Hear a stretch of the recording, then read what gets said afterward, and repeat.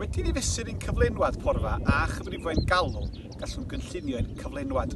Ond er mwyn gallu gwneud hyn yn fanwl, mae yna un ffactor bwysig sy'n rhaid i gysidro, sef defnyddiad porfa, neu grass utilisation, sy'n adlewyrchu'r glaswell sydd ar gael i'w fwyta gan y da byw ac nid y glaswell sy'n cael ei wrthod.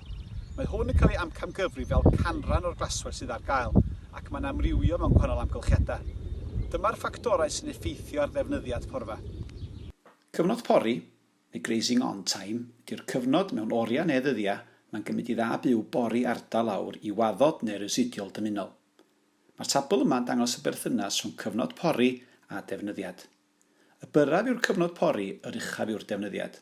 Mae hyn oherwydd y pwysau pori sy'n arwain at lai o bori dewisol neu selective grazing. Mae cyfnodau pori byr hefyd yn cynrychu gwaddod glanach a mwy gwastad sy'n arwain at ansawdd uchel porfa yn y poriad nesaf. Mae pori porfeidd ar yr uchder cyn bori cywir yn helpu uchafu defnyddiad. Mae pori porfeidd uwch yn achosi mwy o sathru ar borfa sy'n gallu achosi i borfa gael ei wrthod.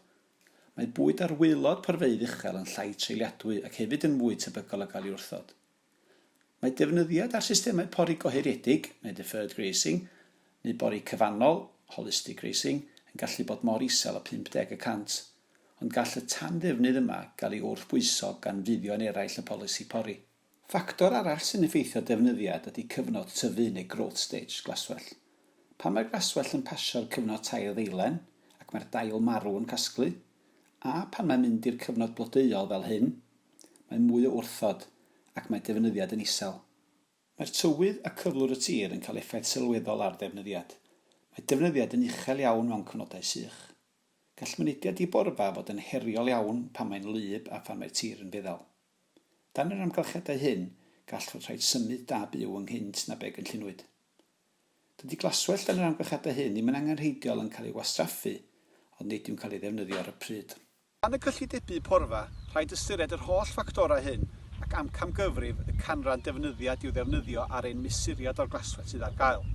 Mae'r ffigwr hwn arferol yn amrywio rhwng 70 i 90%.